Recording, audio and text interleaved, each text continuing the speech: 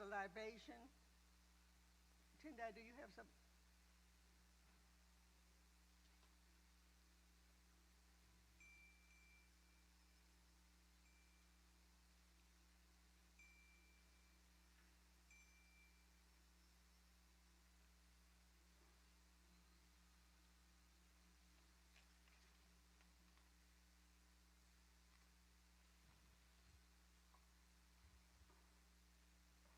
Greetings, family.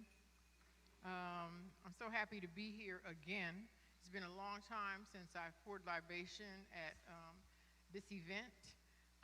Normally, I'm in Atlanta supporting youth who are completing a rite of passage program, but we got it right this year, next weekend for that, so I can be here. I want to say, as I move into the mindset of pouring libation, just to remind us that this is in fact an international and global event. I am really thrilled to say that as I pour libation here, my son is pouring libation for the same event, for this event in Nyamebetire, Ghana, West Africa. Nyamebetire is just outside of Kafordria. It is in the eastern region. He is in Akamfo. He is also has been lifted as a NANA Chief of Development in Nyamebetire. And so I'm happy that he has agreed to pour libation there while I do it here. So we've got that connection as well as in other places, which will be mentioned later on. So I'm going to pour libation in the tradition of the Akan.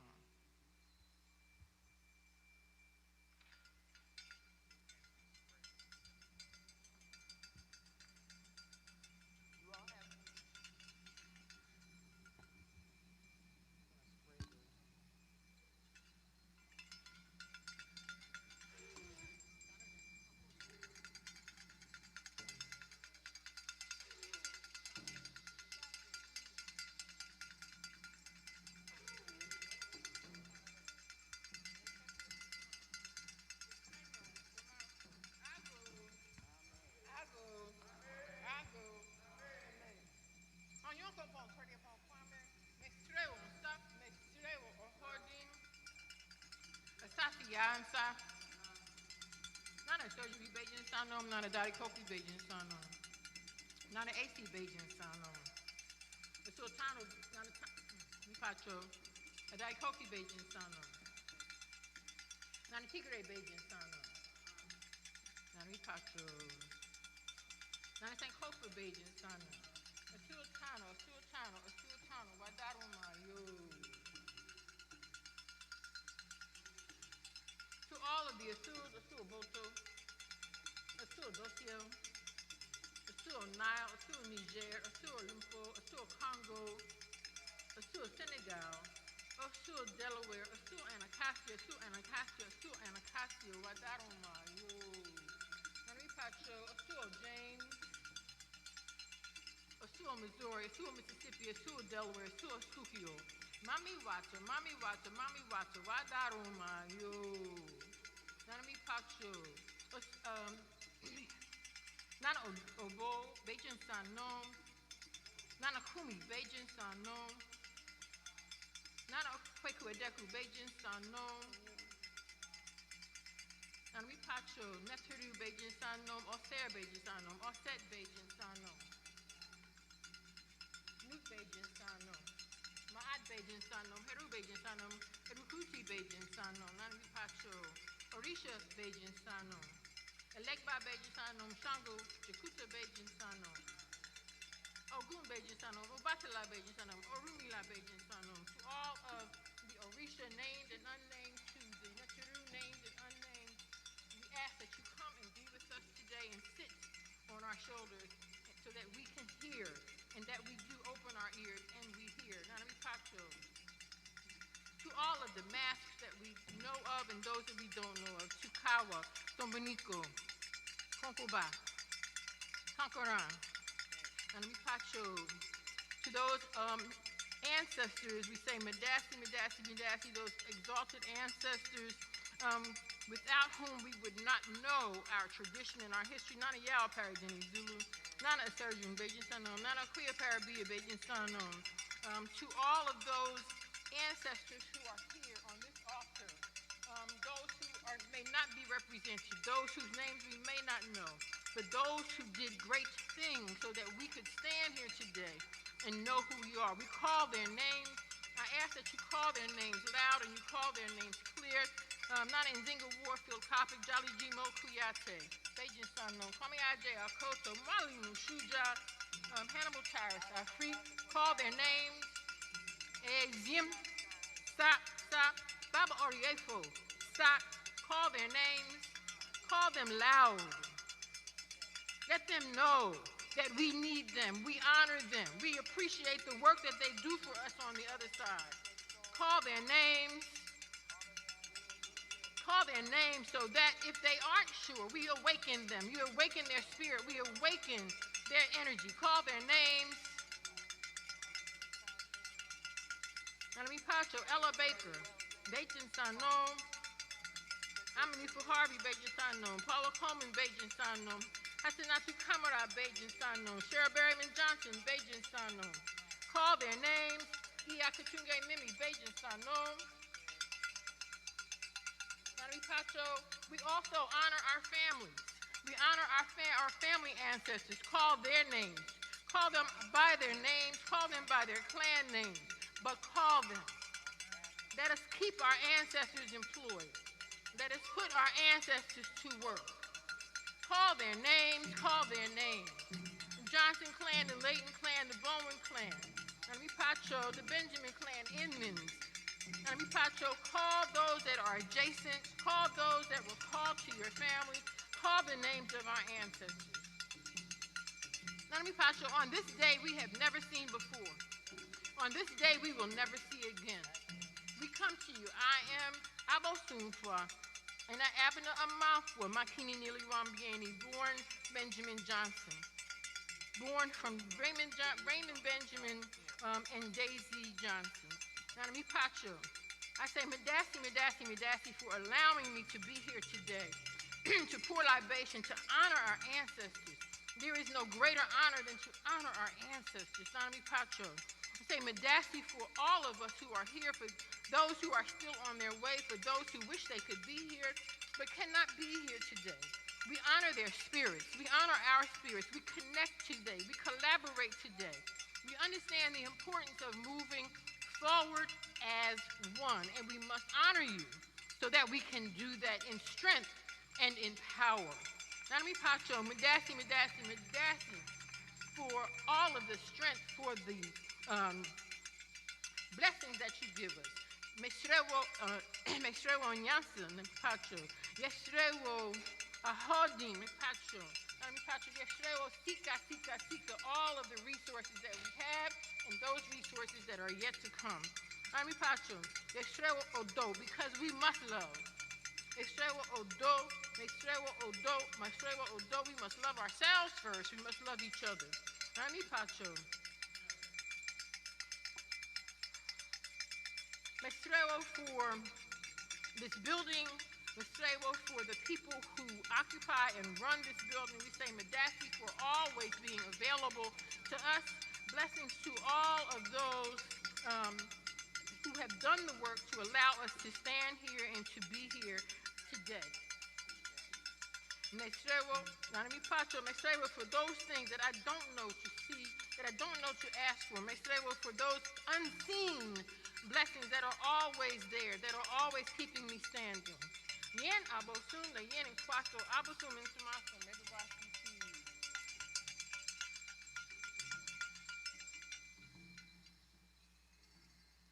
And if you didn't get enough,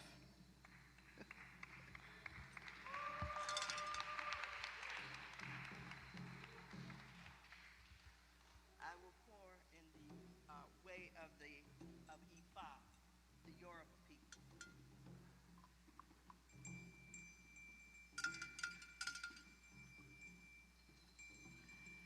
I pay homage to the four corners of the universe and all the spirits that dwell within each of those corners. I pay homage to heaven and to the earth.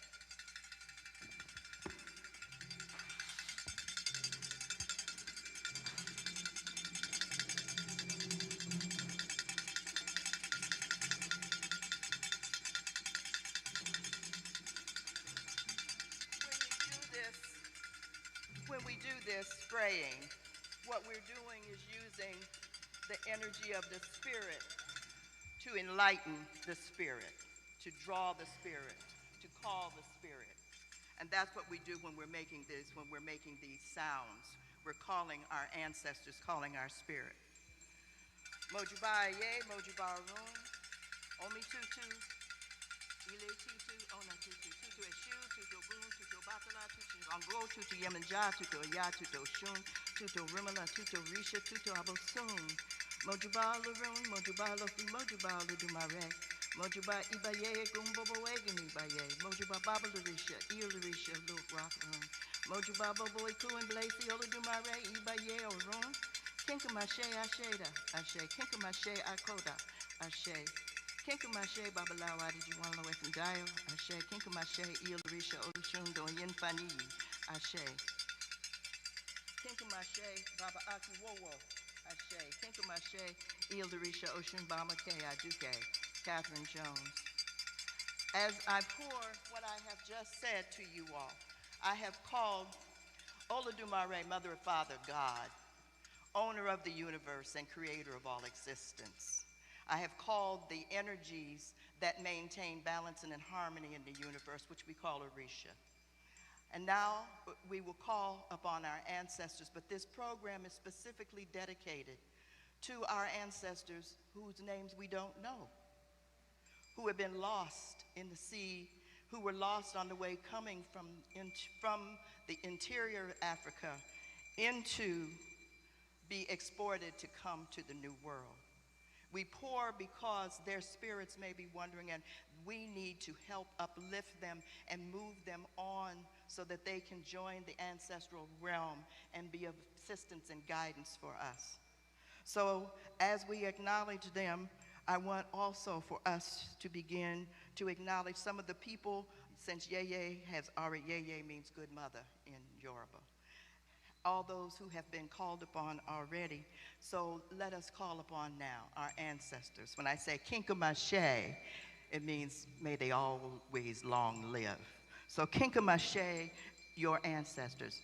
Mine, Paul Bassett, Etta Boyne, Ita Cannon, Augustus Cannon, Ithamer Bassett, Pearl Bassett, Aunt Nita, Uncle James, Uncle Jerome, Uncle Paul Stanton, Uncle Quentin, Uncle Junior, Uncle Marcus, Marcus Cannon Jr., James Cannon Jr., Alan Cannon, Quentin Cannon Jr., Mama Ernestine Moore, Baba Farouk Muhammad, Paula Wright Coleman, Bente Soul, Nadine Ellis. I pray for the recently departed, and I pray that those Africans lost on their way to the Middle Passage, in the Middle Passage, and in this hemisphere merely because they were African, that they will be found, they will be uplifted, that they will be returned to God Almighty for complete healing, that they may be able to continue on and complete the cycle of life, death, and rebirth. Kosi Iku, Kosi Aron, Kosi Afo, Kosi Katibu, Kosi Adina, Kosi Agba, Kosi Ayo, Kosi Ajogun, Kosi Wahala Hala, Ariku Babawa, Ariku Mamawa, Ashe. What I have just said is, let us not see anything that is negative in the Yoruba tradition. We don't believe in a one devil. We believe in anything that is negative exists. So I have basically asked God Almighty, our ancestors in the Orisha, to not let anyone who is here see any negativity. And I listed some of the negative things like bad health, poverty, lack of food, and so on and so forth. So those were the things I was saying in Yoruba. And may our ancestors live forever because they live within us. Ashe, Ashe, Ashe.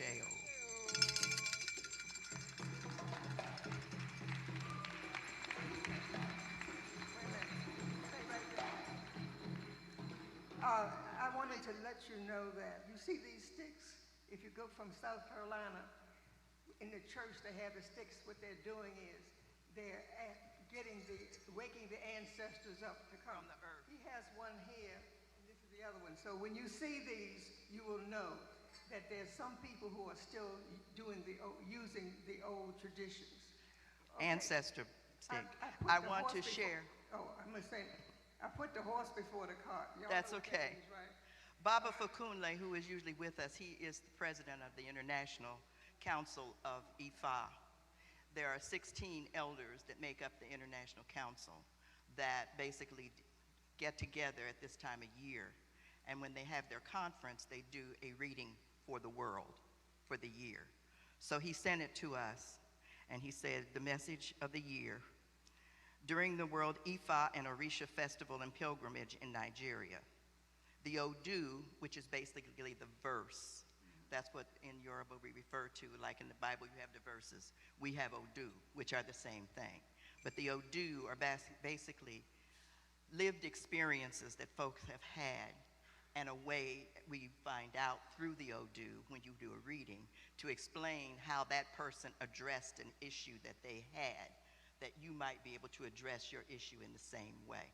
The bottom line is what we're trying to do is not move heaven and earth, but rather to rebalance you so that you are in balance and harmony with the rhythm of the universe. Okay, so that's what's really happening when you're having a reading.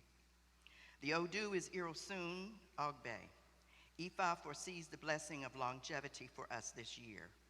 Ifa advises everyone to feed their Ori. Ori is your head, your brain, okay? In order to avert imminent crisis. In other words, to treat your brain well, take care of it. Ifa says that we shall be spared from the looming death wherever we are in the world.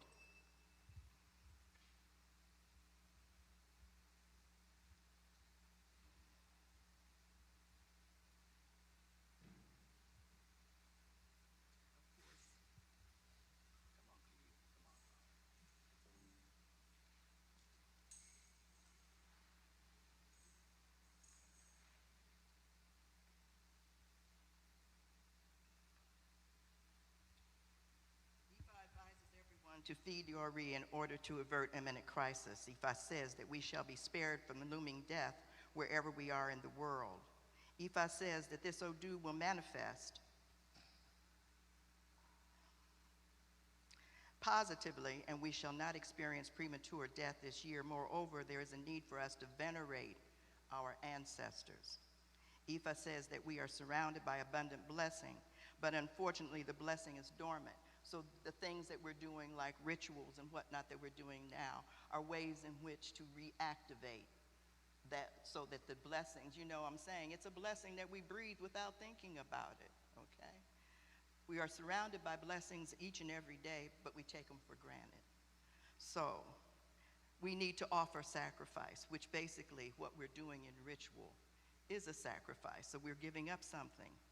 It is called the law of reciprocity and truth. You give something, you want something, you must give something in return. Ifa warns us not to disrespect our elders or those in a position of authority. This is to avoid any negative consequences. In other words, we follow tradition. That's what they're saying. We also need to give the EMEs, the elders of the night, which is what we call negative forces, their due in order to avoid their wrath. So we honor, you know what I'm saying, we believe in a world that is made up of positive and negative forces. So we have to acknowledge those forces, and sometimes we have to deal with them. Also, Ifa advises us to offer a sacrifice so that our pregnant women will deliver safely this year. Also, those women who have suffered from conception issues or involuntary abortion will have cause to smile this year. So they should go to the Oshun Festival. Ifa advises us to pray against crisis and restlessness. Ifa warns us against meddling in matters that do not concern us to avoid putting ourselves into unnecessary trouble. Ifa says that some people are of the opinion that they are being cheated or denied their rightful benefits of inheritance. Therefore, Ifa advises us to practice fairness and equity in the distribution of benefits this year.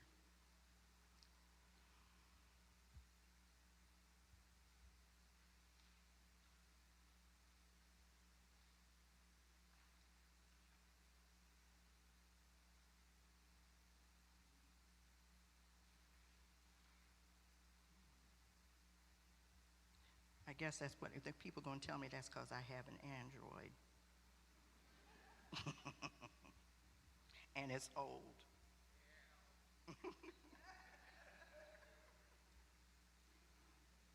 I think, yes, I do do believe that that's it. So that concludes the reading of the year. So it is for us all to understand. No, there was a section in here that deals with the men. Basically, it said, if I read it the first time, it says, men don't cheat on your wives this year because you'll be in trouble if you do. So, Ifa, of course, our traditional ways of knowing are very practical. So they give us guidance in terms of how we should live. And so the reading of the year is basically one that tells us these are some of the things that we really need to honor. One is to honor tradition, to honor our elders, to address our ancestors, to take care of them, and to live righteously. Ashe, ashe, ashe. I also wanted to acknowledge our Adasi brothers. Are you around so you can stand so people can see who you are?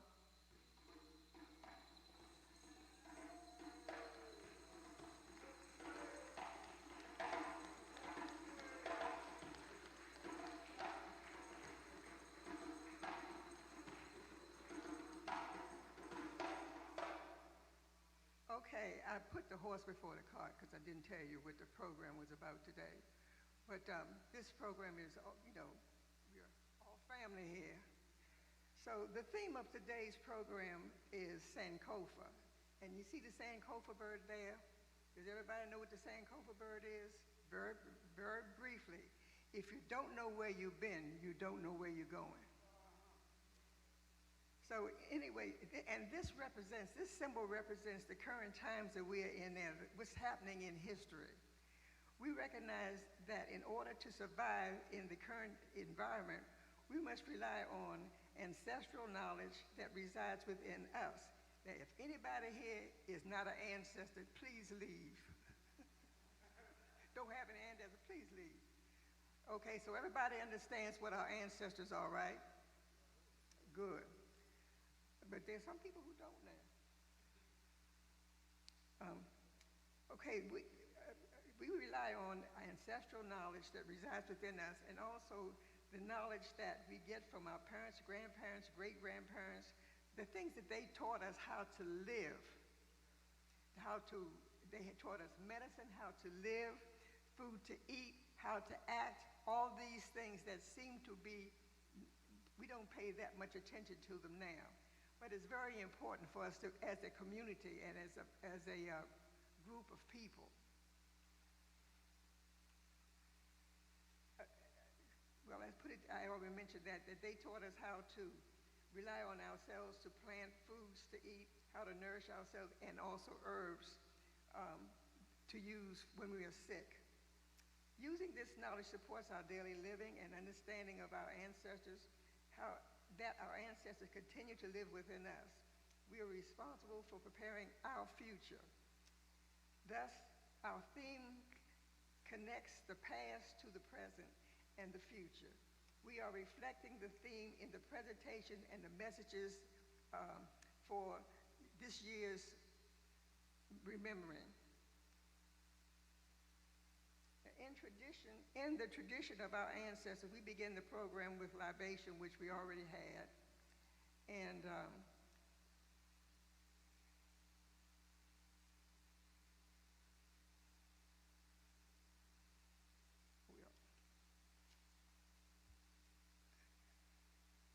in keeping with the theme of this program also, we are stressing the continuancy of the program.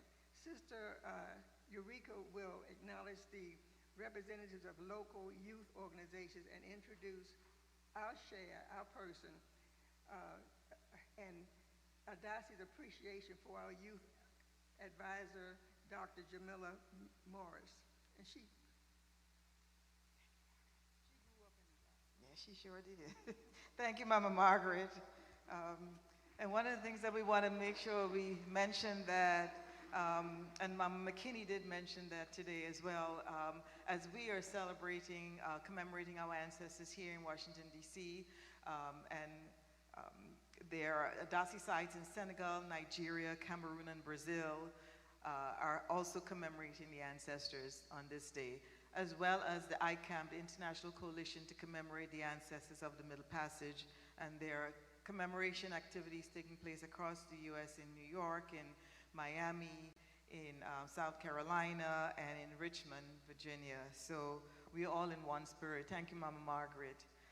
Mama Margaret also mentioned, as we keeping in line with this year's theme, Sankofa, Ancestor Memory, Present Practice, and Future Possibilities. And the present is really our time to create opportunities for the generations to come and to help them prepare for their success. And so we wanted to acknowledge some of our youth organizations and the great work that they are doing, and can have representatives stand if they are here with us today. Sankofa Emma, the Women's Rites of Passage, represented by Mama McKinney, the founder. We also have Sister Lydia Curtis. I don't know if she's here. She's the founder of Siddiqui Educational Safari. And Atia Ball Lacey, the founder of Hood Smart. We want to thank them all for their continued support for our young people and to help them move forward as the ancestors would like us to. Our Baba Tony Browder is here with us today, and we like to use his quote. He often says that we are the vessels through which our ancestors do their best work. And this speaks directly to our awardee today, Dr. Jamila Morris. Jamila, can you come on up, please? We are truly honored for Adasi to present this award to Jamila Morris. And I'm going to read a little bit about her background for you. Dr. Jamila Morris is an African diaspora activist, anthropologist, educator, and community builder. Her life's work is dedicated to documenting and supporting the ongoing struggles for liberation, self-determination, and collective survival of African descendants across Latin America, the Caribbean, and global Black diaspora. She earned her PhD in sociocultural anthropology from Stanford University in 2025 and is currently an assistant professor in anthropology and gender, sexuality, and women's studies at Western University in Ontario, Canada. Jamila was born and raised in Washington, D.C. to a loving family hailing from Trinidad and Tobago. They're in the back there. She's a proud alumni of Roots Activity Learning Center. Baba Singor, Baba Kamal was her teacher, so you know she was all right. She also attended Banneker High School. She's also a former host, radio host at 2K Nation on WPFW 89.3. And Jamila is an Adasi youth advisor. So you know, all of us saw her grow up from a little child to a grown woman, and we love her so much. Her current book project is entitled Blackness in the Zone of Exception, Memory, Resistance, and Colombia's Paradise. It examines how Afro-Colombian women and youth experience terrorized and mobilized against state violence and urban displacement in the Caribbean coast of Colombia. She's the co-founder and co-director of Memories of Resistance, a community digital archive that recovers and returns histories of Afro-Colombian women-led organizations for land, housing, and justice in community who made them. She's presented her work in Senegal, Colombia, Chile, and across North America. And her writings appear in the Journal of Canadian Cultural Studies. She's also received numerous fellowships, including the Social Science Research Council, Fulbright Hayes, Carter G. Woodson Institute, Stanford University, and the Caribbean Digital Scholarship Collective. Jamila, you truly represent Black excellence. The ancestors are so pleased. And did I say that she's my niece and a goddaughter? I'm so proud of you, Jamila. Congratulations. Thank you. This award from the African Diaspora Ancestral Commemoration Institute in recognition of the outstanding achievement and dedication to Dr. Jamila Imani Morris for your life's work dedicated to documenting and supporting the ongoing struggles for liberation, self-determination, and collective survival of African descendants in Latin America, the Caribbean, global Black diaspora, and in appreciation of your support for Adasi and your Adasi mamas and babas as our youth advisor. We honor you and we appreciate you on this day, 2026, Dr. Jamila Imani Morris.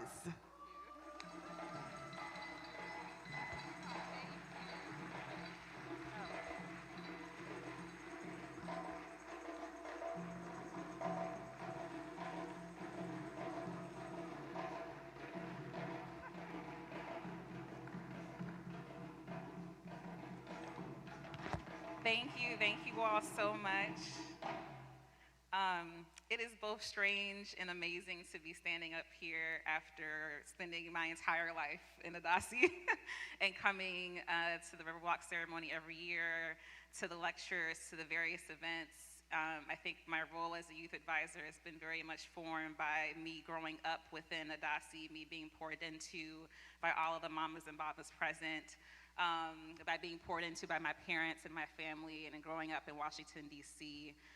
So it is amazing, and I'm so honored to be recognized for what's being called my life's work that's just only just beginning.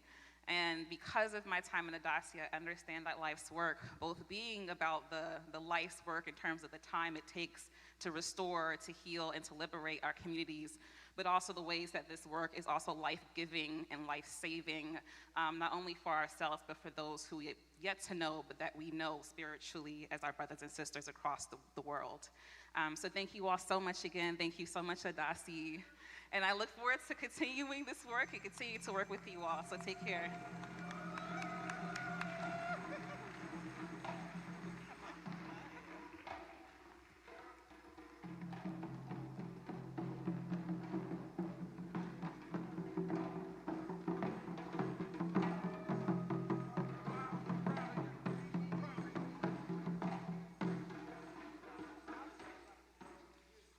Thank you so much. Thank you.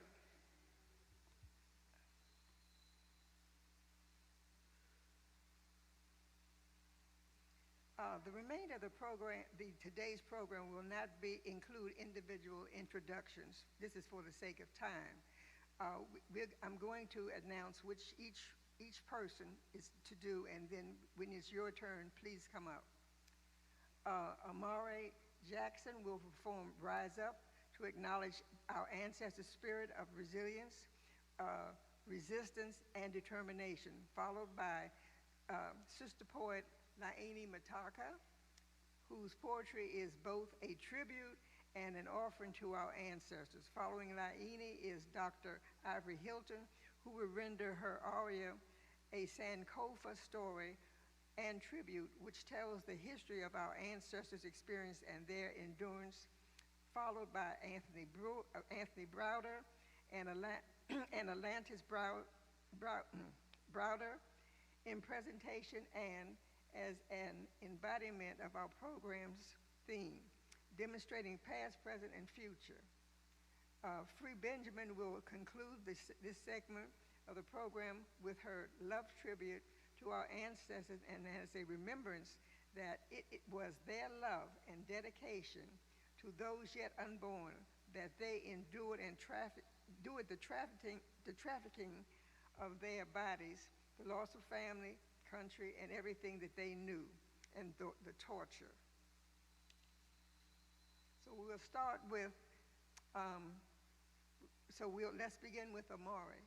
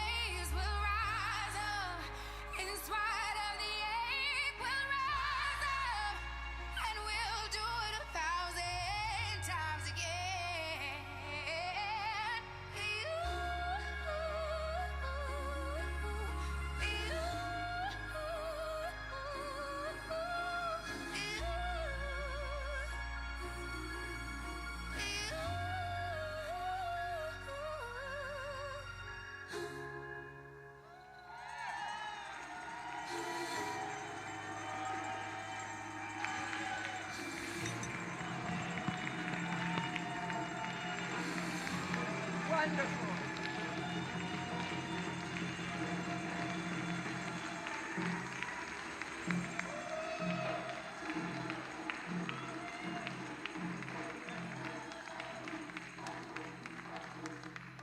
Wonderful, wonderful. Let me say one thing. After Free Benjamin, Carla will call the community to the altar and prepare for the session to the river.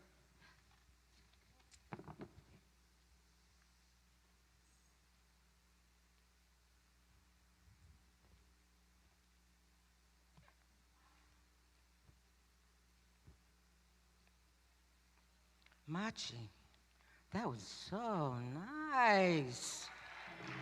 Yes, yes. Thank you for setting the stage for me. I usually only do one, but I'm doing two short ones today because of something that was just said, the theme, and I didn't even know it. Title, Memory is the Heartbeat of Sankofa. Wherever we find our black selves in the world, there we also find amnesia. That curse, engineered by melanin-deficient beings bent on destroying whatever melanocytes they can't steal or reconstruct in a laboratory. It is amnesia in its strongest form that holds our memory hostage until we can just barely look in a mirror and recognize ourselves. Wherever we are in the world, we are living below our divine means because we can't remember ever having worn crowns or having built edifices that time refuses to destroy. We look at the Great Pyramid and we marvel at the people who built it when they and we are the same. Yet we look at shanties in warm climates and immediately believe that's all we are worth and all we will ever have. It's the lack of sacred memory that has us so entrenched in niggerdom that we reject the beauty of Africa and settle for being called apes in America without flinching. Do for self has escaped us and run off into the hills, afraid of being imprisoned, lynched, tarred, and violently feathered. The memories of our traditional greatness are frozen stiff while we celebrate St. Patrick's Day and other foreign absurdities. We are like insects imprisoned in the amber of second-class citizenship. 28 days out of 365, we stop. Allow ourselves to be black until March 1st, when we return to the scene of the crime and settle for being called Americans.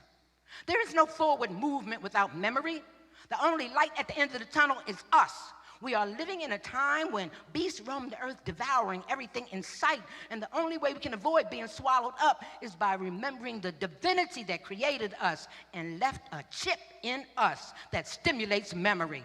Our ability to create our own reality is not a myth created by the vanquished. It's not a tale told by an idiot full of sound and fury. It's not propaganda with a hole in it. It's not an HBO special, and it's not something you can order from Amazon.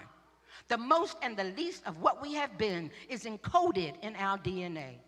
All the liberating tools that we need are already a part of us, and we each have to take the lid off of our spiritual consciousness, dig deep down inside of it, and bring to the surface every achievement, every discovery, every form of ancient technology, and every victory we have ever known. If we commit ourselves to being the glue that keeps us together, I promise you that no matter how close the earth looks like being at its end, we will still be standing because memory is the heartbeat of Sankofa.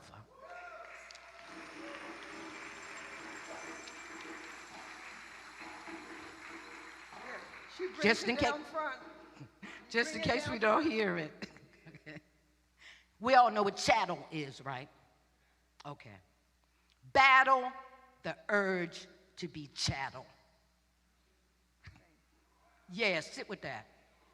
Every minute of every day, we need to mutiny, navigate a course to a free zone or jump ship. We all know by now there are worse things than sharks. We need to arm ourselves against all the white isms like tapeworms sucking out our essence. We need hourly enemas to clean our genius of rancid Eurocentricities, diametrically opposed to us taking another breath. Every minute of every day, no matter what's going on in our personal lives, whether we are on the JOB, driving down the street, coming from the club, or going to the market, we need to escape from this plantation, this black-hating thing that breastfeeds every American thought and deed. Every minute of every day.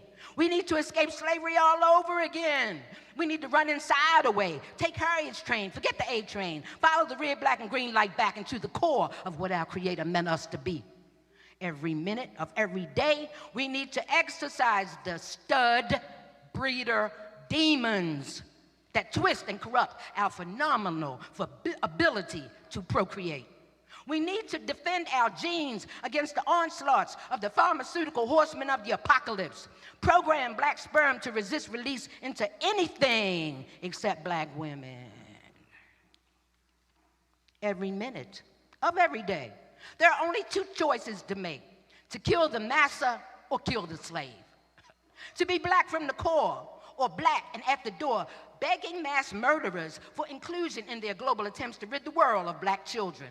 We must be forever vigilant in keeping the inner African free from cultural bear traps, even if it means chewing off a symbolic foot to get free. Every minute of every day, we must be Africa's most dependable warriors, engaging each one of our six senses in hand-to-hand combat with white supremacy, even when it's black. We already see dead people, now we need to listen to them.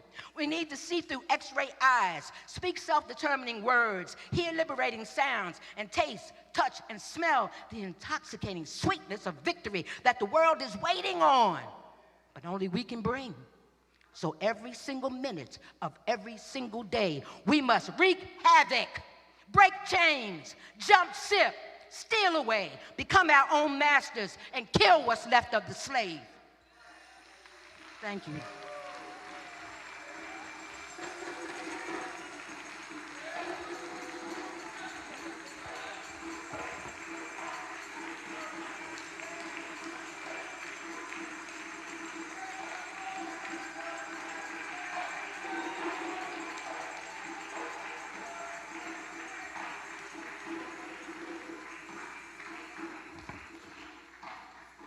When I first heard her years ago, I said, I gotta buy all her books. She brings it to you like it is.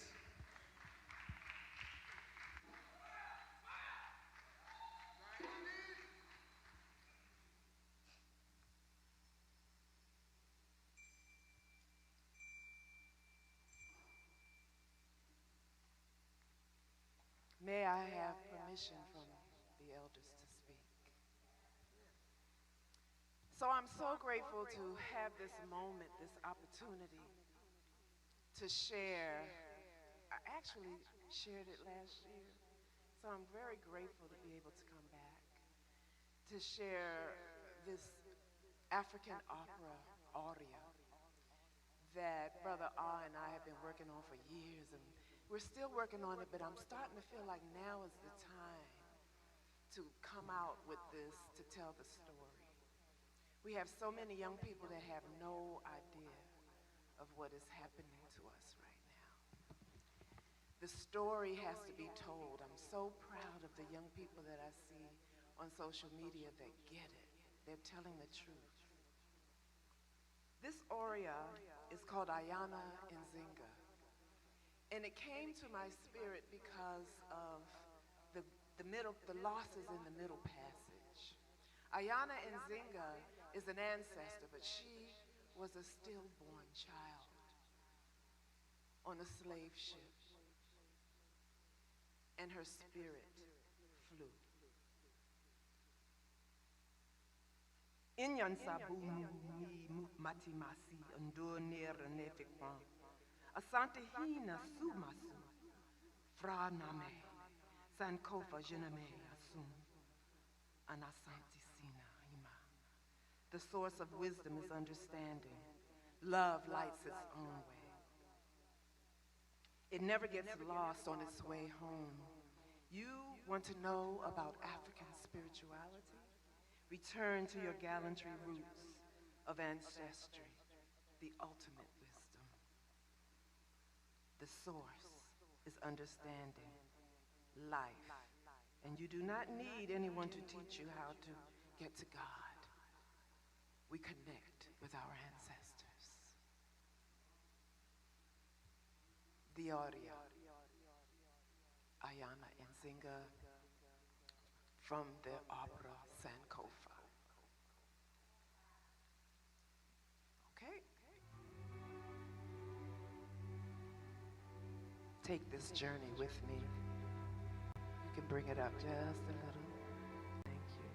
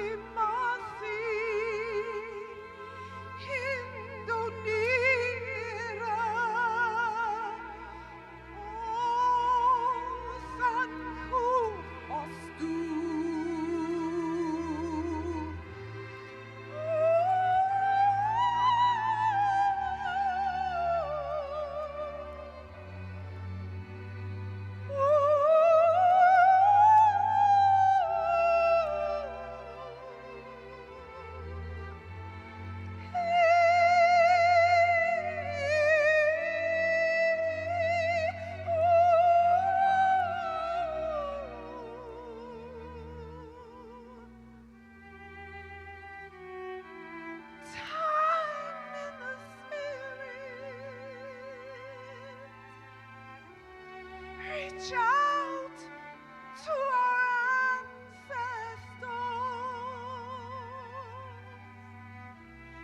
They're listening. They're waiting. They feel our spirit.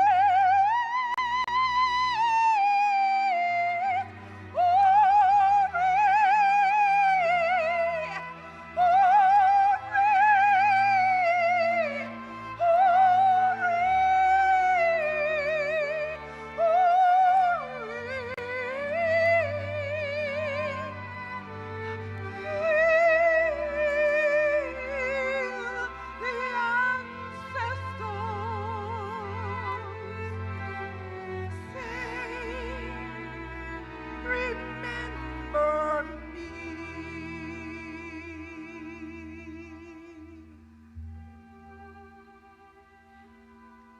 I walked through the fire. I danced in the rain. I carried my people's joy. I carry my people's pain. But now I rise with power and peace. The circle is closing and I am released. Sankofa stew.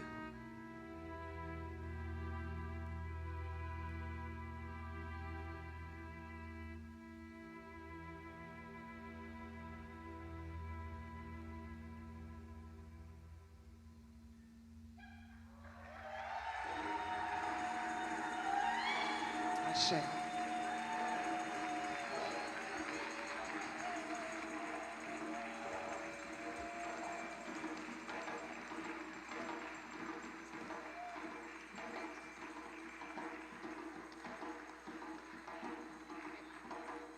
I didn't recognize you. We have broke. I remember you were a baby.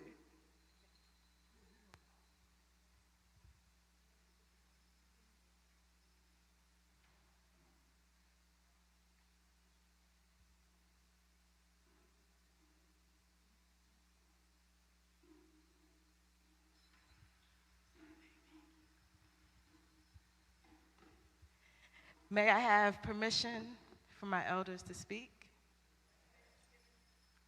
Greetings and good morning, family. Greetings, y'all.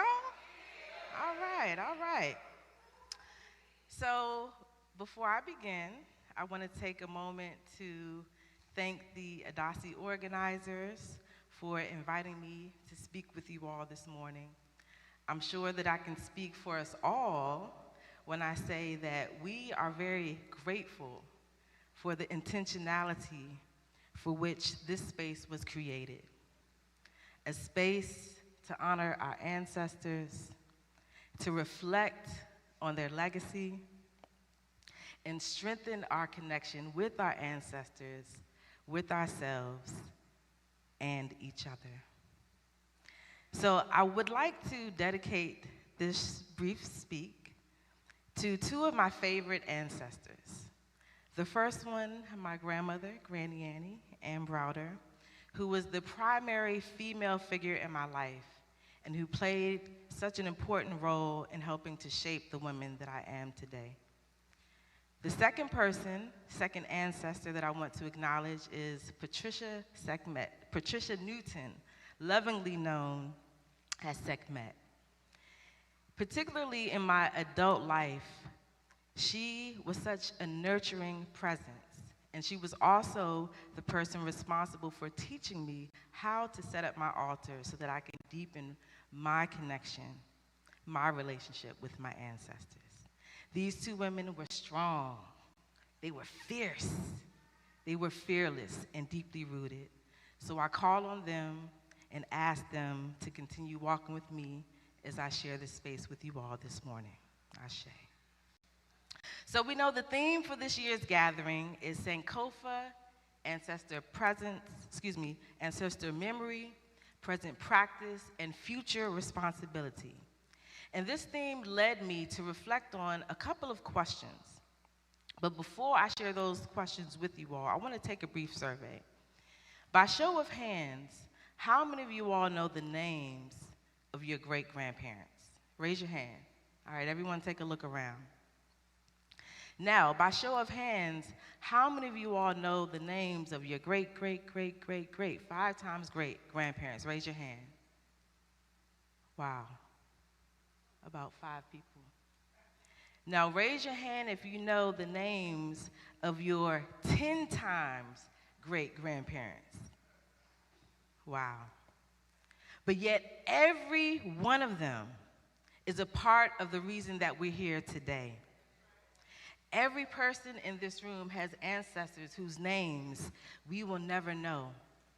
But they were people who cried, who laughed, who struggled, who sacrificed, who dreamed and endured so that we could be here today. Some of our ancestors crossed oceans. Some survived systems designed to break them. Some carried knowledge when they were forbidden to read. And some protected traditions when it was dangerous to remember.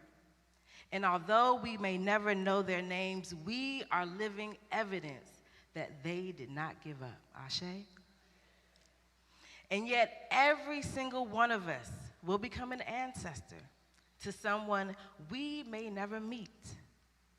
And so we stand at the meeting point between memory and possibility, between those who came before us and those who will come after us.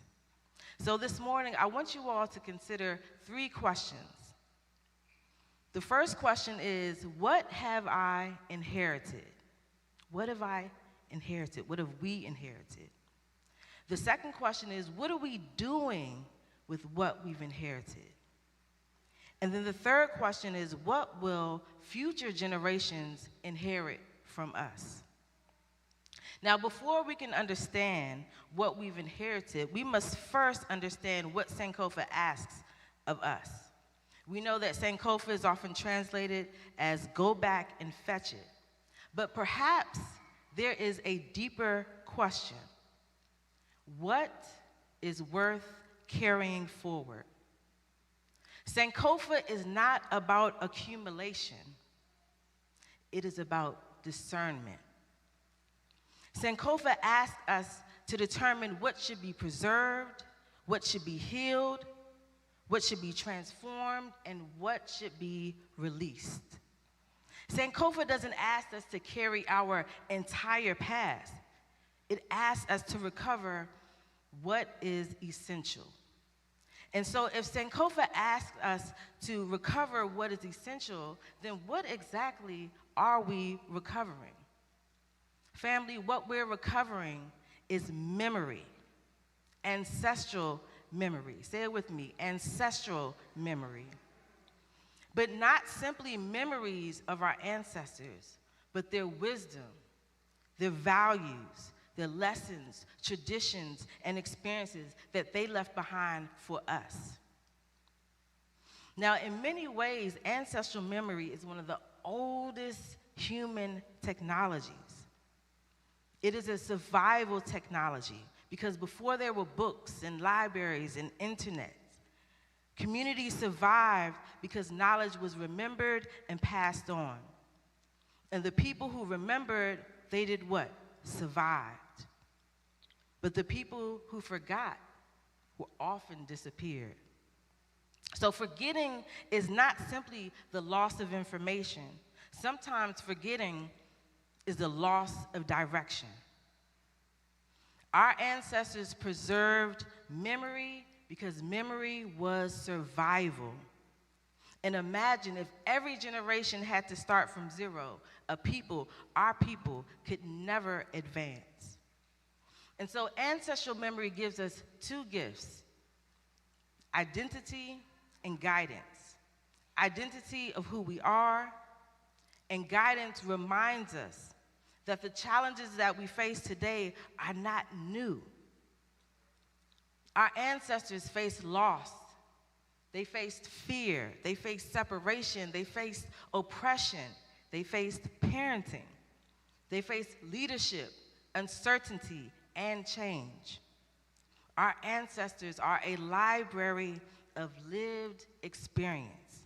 And their lives remind us that we do not have to relearn every lesson through suffering. But ancestral memory alone is not enough. And this brings us to the second question. What are we doing with what we've inherited?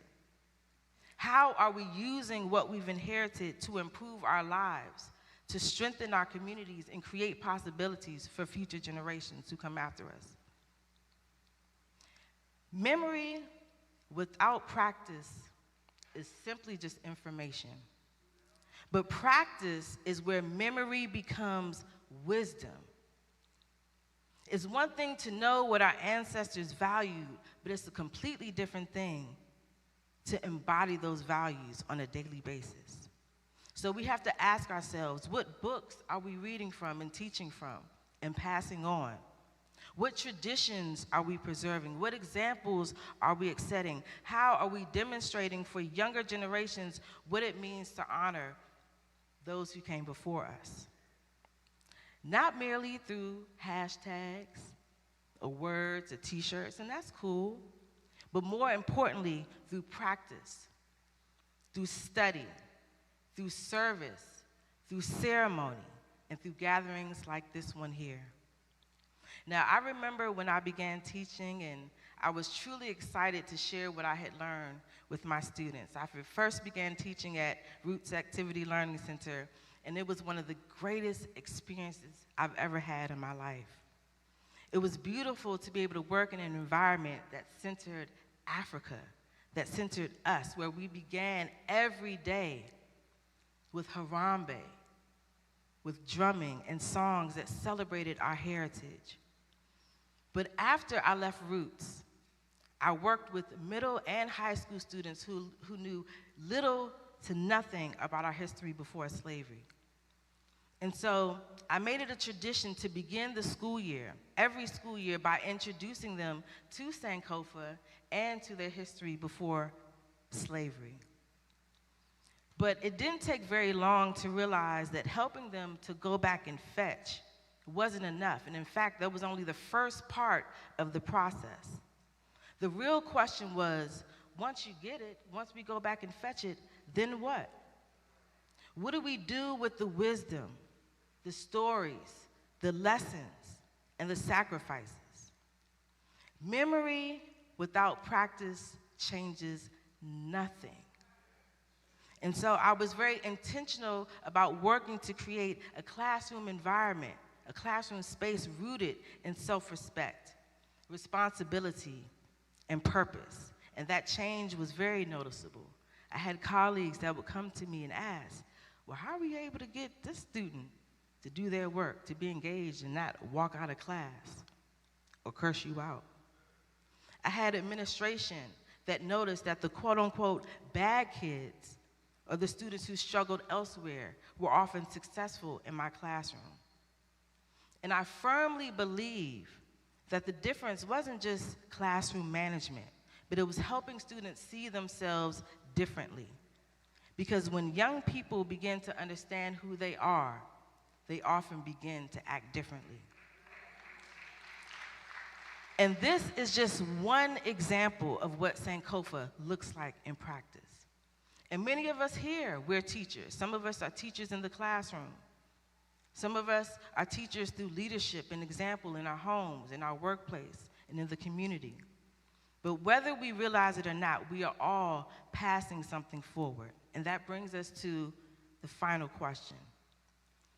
What will future generations inherit from us? What will we leave behind? Ultimately, ancestral memory gives us a third gift. One day, each one of us will become an ancestor. And hopefully we won't simply be just remembered by our family, but woven into the memories, the values, the decisions and possibilities of generations yet to be born. And so the question is not whether future generations will remember us. The question is, what will they inherit from us? What wisdom, what values, what traditions, what examples, what finished work, unfinished work? We are living inside of someone else's ancestral memory. Can you imagine that? We are living inside of someone else's ancestral memory right now. And future generations will one day live in ours. So the future is shaped by what we choose to remember, what we choose to practice, and what we choose to pass on. And so therefore, it is our individual and collective responsibility to build, to preserve, to teach, to protect, and create. This is what Sankofa is all about. And this is what Adasi is about. Memory becomes legacy only when it is lived. And this is the legacy that we are called to leave behind. And so before I leave you, I want to invite you into a brief moment of reflection. If everyone can close your eyes, and I want you to imagine that there is a young person sitting right next to you. It could be a grandchild, it could be a student, a niece, or a nephew, or a student, a young person living 100 years from now. When they look back at your life, what will they thank you for? What did you preserve? What did you build? What did you protect? What did you teach? And what did you pass on? Please open your eyes. So in closing, if you don't remember anything else that I've shared with you all today, I want you all to remember this. And actually, repeat after me. When we remember our ancestors, yeah, I gotta say it like you mean it. When we remember our ancestors, we remember ourselves. And when we remember ourselves, we remember our purpose. And when we remember our purpose, guess what we do, y'all? We transform the future. Ashe.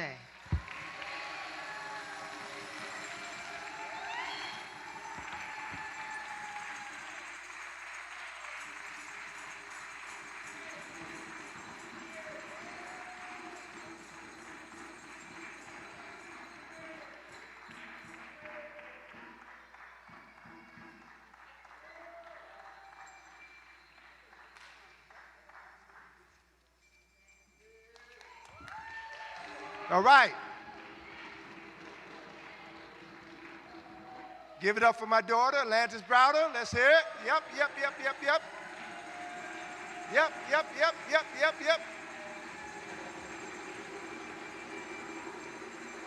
I got to tell you, that's what you did, right?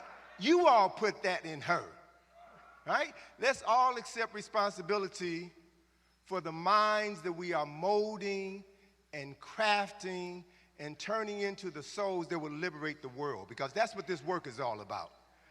It's about the liberation of the world based on remembering what others sought to outlaw, sought to destroy, and are seeking to erase at this very moment. So let's think about Sankofa in a larger context. Everyone understands the concept of Sankofa, primarily thanks to Haile Gerima in that incredible film, right? That word set in the minds of millions of people all around the world because of the power of film, the power of media to shape consciousness. So Sankofa does mean to go back and fetch it, but we have to do more than just go back. It's about engaging in kofa, moving forward and shaping the future. Those who are creatives understand that everything that exists at any point in time in history began as nothing, began as a thought somewhere far, far away. And a person allowed themselves to be the vessel through which that thought seed was planted in their mind, and then the mind manifested it on a three-dimensional and four-dimensional level. That's how this process works. So we go back to get what is there, we process it, we analyze it, we formulate it, and we project it into the future that we come to occupy. And then share it with everybody else. That's how this process has always worked. So don't get lost, don't get trapped in Sankofa going back, because you got to bring something forward. And what you bring forward is based on what is in you. So to veggie back at what Atlantis was saying, what is in us is everything. Everything. We are the first human beings on the planet, the first to think, speak, write, and read. And so those genes are in every single one of us. And when you know that, when you reflect on that, when you think on that, when you act on that, you open up a portal which allows those ancestors to come to you and express themselves through you, and you then become an extension of them, creating the future that your children's children's children will occupy. That's what this whole thing is all about. Creating the world that we envision. So what are you envisioning? So this piece of advice that I really want to sink in is that when we talk about ourselves as a people, when we talk about ourselves as survivors, let's not just get stuck on the survival mode, because the survival is just one small fraction of our totality, of our essence. And wherever your attention goes, your energy flows, and you bring into manifestation. So if you're only thinking about the tragedy and the pain and the sorrow, that's what's going to come through you. We are so much more than that. So much more than that. And I say that in the context of us about to celebrate Juneteenth, about to commemorate Juneteenth. Juneteenth should be a reminder of who we've been dealing with for the last 250 years. Come on now. They give you your freedom and take it away. And give you a small piece and take that away. And we're supposed to be happy with that? We're supposed to celebrate that? No. You have to take your freedom. And once you take it, you never allow anybody to take it from you. And when they know that you're willing to fight for your freedom, which you got with your life, they'll go mess with somebody else and leave you alone. Because they're bullies. They're cowards. And they don't know what it means to be human. They don't understand what it means to be connected to Source. They don't know what it means to understand the power and the beauty and the glory of your ancestors.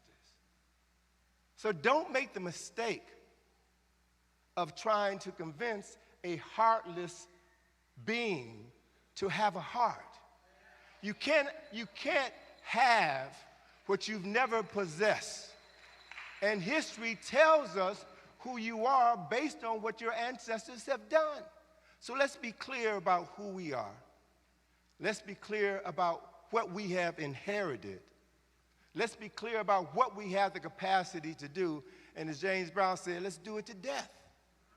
Let's do it to death. And then after we're dead, we come back and we do it again. And after that, we do it again. And we do it again. That's the message. That's the message that should not be lost. I can say this because I know where I am. I'm in Union Temple, right? So I can say to those of you who are here in Union Temple, if you understand who you are, you will know that we were never born in sin. That's someone else's drama and trauma. We are a reflection of the Creator that dwells in us. And as long as we remember who we are and what we carry in us, there is no space for sin. There's no space for ignorance. There's no space for confusion. There is space to be. And the question then becomes, what are you going to be? What you're going to be is based on what you know. So who controls what you know? You do. It's not this educational system, because the educational system was designed to separate you from your authentic self. It's what you learn from Big Mama and Papa, right? It's what you learn from being in the presence of souls who understand who they are and what they have inherited and how they've been able to thrive despite all of the obstacles that have been placed in their path. That's something worth remembering. That's something worth building on. That's something worth expanding into the futures yet to come. We are designers. We are innovators. We are thinkers. And when we're allowed to be, we be better than anybody else. And everybody else wants to be us. That's the truth. So we need to learn to become comfortable being the best us possible. And to do that, it means shutting off a lot of these electronic devices, because they were designed specifically to separate you from your soul. to separate you from your ancestors, to separate you from spirit and send you down these cyber rabbit holes that will leave you lost, sad, depressed, confused, and looking for this enemy for direction. This is why this technology, or tricknology, as Brother Bay used to call it, exists. That's why it's being propagated, in order to minimize your effectiveness as a human being, to minimize your capacity to create a world better than the one that we're currently living in. That's our job. That's our responsibility. So I'm watching the time because we got things to do this afternoon. But I want to share this with you as I reflect on the idea and the concept of Sankofa and what I discovered 8 years ago now, 8 years this September 28th, when I went into this tomb in Egypt and saw painted on the ceiling the Sankofa symbol. In a 2,700-year-old tomb, the Sankofa symbol. And as I researched the origins of that symbol, I discovered that that symbol was carved on a piece of pottery that is currently in the Metropolitan Museum, that was found in Kush and dated back to 1600 BC. 1600 BC. So seeing that symbol and understanding what it means, and beginning to process how it got from the Nile Valley to the Niger Valley to America, I began to realize that all of this is part of a continuum which our ancestors were aware of over 3,000 years ago. They knew these times were coming. And they prepared for them the only way they knew how, and that is to encode their memories within our DNA so that we would survive everything that was coming. My daughter mentioned Nana Segmet, Dr. Patricia Newton. And one of her most potent statements, one that stays with me always, is when she talks about the process of the MAAFA. And she said that the Africans who got on those slave ships were different than the Africans who got off the slave ships. She said that over and over again before epigenetics became a term that people talked about. If you think about what happened to those men, women, and children who were stolen, who were in those floating coffins, who were dealing with horrors beyond our capacity to imagine, pain beyond our capacity to feel, as they internalized all those feelings and all those emotions, it affected them on a genetic level and changed their DNA. So those who survived and were offloaded from those floating coffins and then sold at auction blocks throughout DC, throughout this country, and all around the world, the next generation that came from them were different than they were. That's a science now that they call epigenetics. And so what we have to begin to understand, that we are a product of that change. We're a product of that transformation. There is something in us that is stronger than has ever existed in any human beings who have come before, because we have not only survived, we thrived. And we changed on a genetic level. We are different. Different doesn't necessarily mean better. We are different. All right? And so what will allow us to be better is to begin to learn how to access those memories that are encoded in our DNA, so that we can then allow the voices of those ancestors to speak to us in our thoughts, in our dreams, in our visions. We can raise our level of sensitivity so that we can hear them, we can see them, we can feel them, because that's what human beings have always done. Have always done.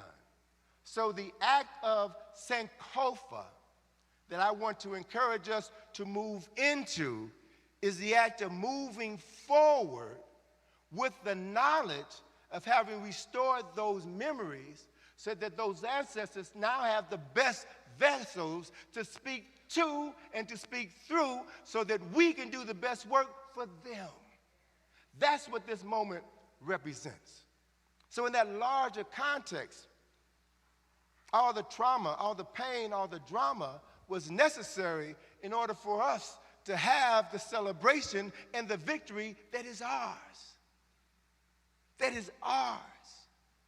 And so I've got a statement that I want to share with you, a statement that I've studied and analyzed that was found in that tomb that had that Sankofa symbol painted on the ceiling.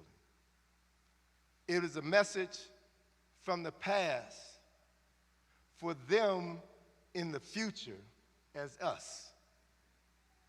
You follow that?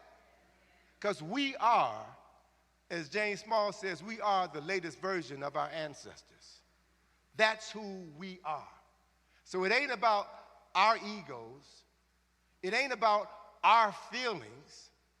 It's about all of those energies and consciousnesses that we carry in us. We are the sacred repository for all those souls that have ever lived that we are now responsible for taking care of and allowing to flourish at this moment in time. So let me read this. I want to read this because I want to get it right, and I want you all to hear the message from the past that is so relevant to us today, and then we can build on that as we move forward. I offer this as a morning manifestation for those who are willing and prepared to come forth by day as creators.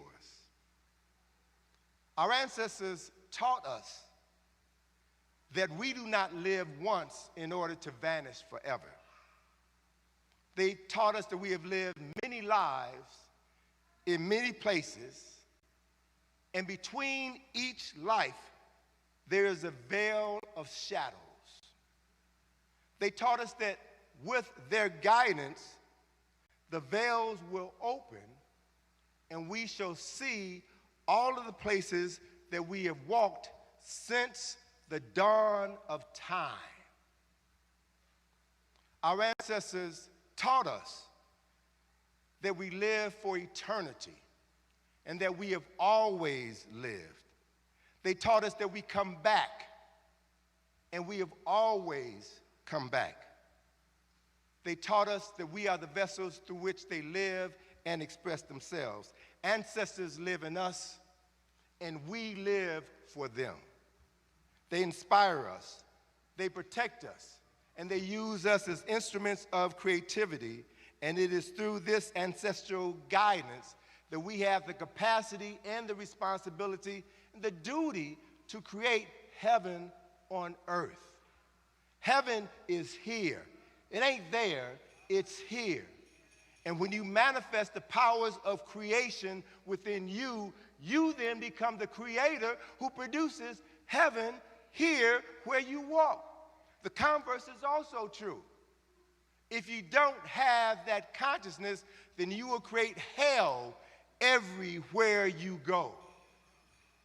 So it's about knowing, and it's about acting on that knowledge, so that by drawing from this bottomless wellspring of knowledge, which is hidden in the soul of every single person, we perceive grains of truth, which gives those of us with the knowledge of these truths to perform, to accomplish marvelous things, extraordinary things. We're not normal.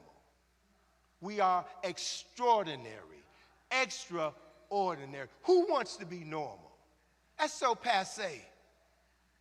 When you look at what we've done, We are the example of excellence on steroids. No one has done what we have done. So when we know that, when we live in that moment, we then become the vessels through which this creation will continue. So it's by understanding this reality that we can come forth every day and be prepared to do our best work. This is a narrative for those who know that you were not born in sin. You were born to create, because that is the essence of who we have always been, despite what others may tell us in order to minimize our essence, our spirit. And so this is a metamorphically inspired journey to enlightenment that all of us should be actively involved in. But I understand very clearly this ain't for everybody. And that's all right. That's all right. But for those of us who are ready to accept the responsibilities of being the best human beings possible, the future is yours. And all we have to do is embrace it and manifest it. Manifest it. So I want to end this thing, as Dr. Clark would say, I need to end something that has no ending, right? Because this is a continuum, and I want to speak into existence a reflection of what everyone here in this space committed themselves to doing lifetimes before we came here. Because I feel very strongly that people who gather at events, communal events, have been doing that for a long time. This is not our first rodeo. We have been together, and the key is to recognize that we have been together. And in that recognition, we bring forward into the present moment the love, the power, and the sense of unity that is required to create the world that we're going to build for the lives that we will ultimately be born into. So if you just think about that reality, there's no reason to fear. There's no reason to doubt, because we are in charge of creating the world that we're going to inhabit. That's a beautiful responsibility. And when you accept that, when you embrace that, you can live your life to the fullest. And that's what life is for. We're not here to be afraid or sad or worried. Because once you truly know, I'm talking about moving beyond understanding. Once you know, once you feel it in your soul, then you are connected to the source that will allow you to manifest whatever you desire. So, sisters and brothers, all of my Adasi sisters and brothers, all the brothers and sisters who have been supportive of the efforts of Adasi and every organization that has consistently been about reminding us who we are. Let us be prepared to do our best work. As Dr. King said, we got some difficult days ahead. And that's all right, because we have faced times much more difficult than what we're about to see next month and next year. And not only did we overcome, but we changed the world because of how we dealt with it. That's the power, that's the ability, that's the strength that we all possess. And let us get busy, let us do the work, and let us remind our children how real human beings, how real men and women are supposed to live their lives. Thank you, thank you, thank you. Ashe.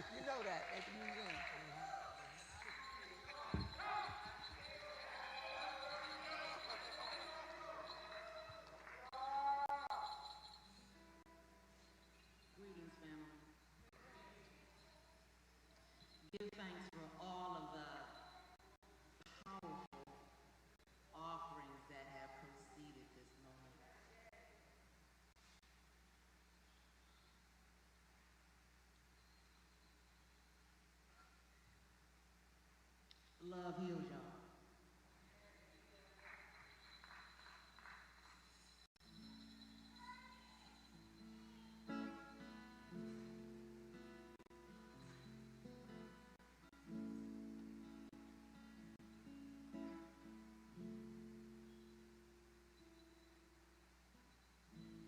It's all about love. We gotta put somewhere this night.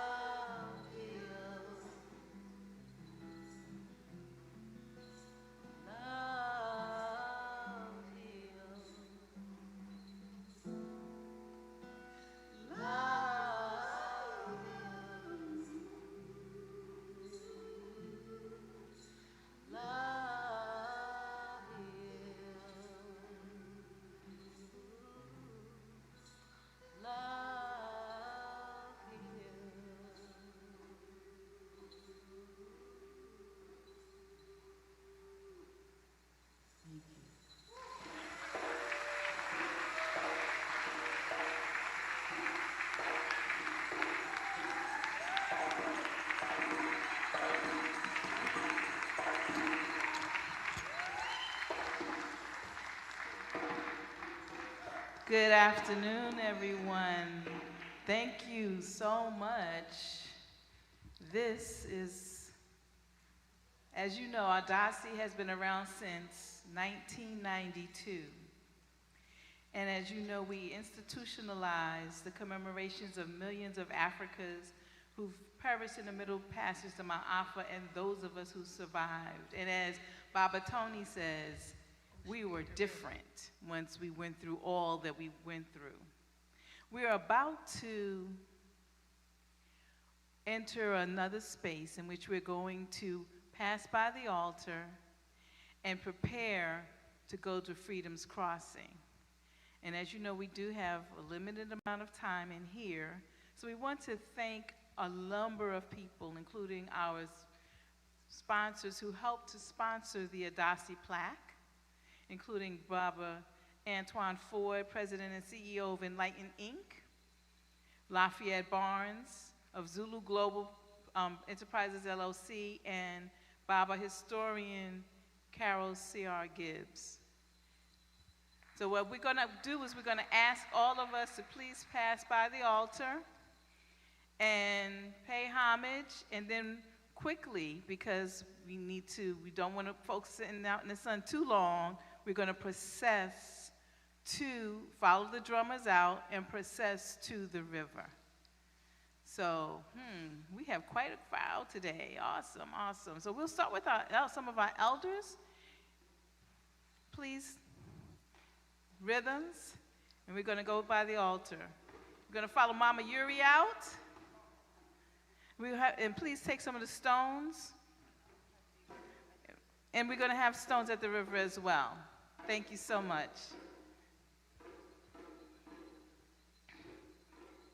It's so lovely to see everybody here today. Thank you for coming out.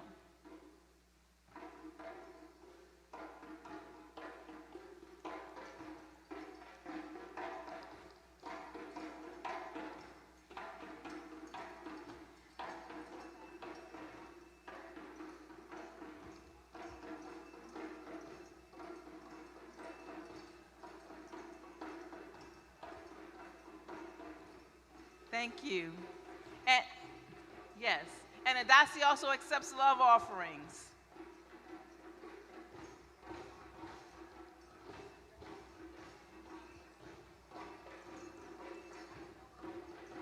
Where's my brother over there? Salim's my brother. He don't even see me. That's all right.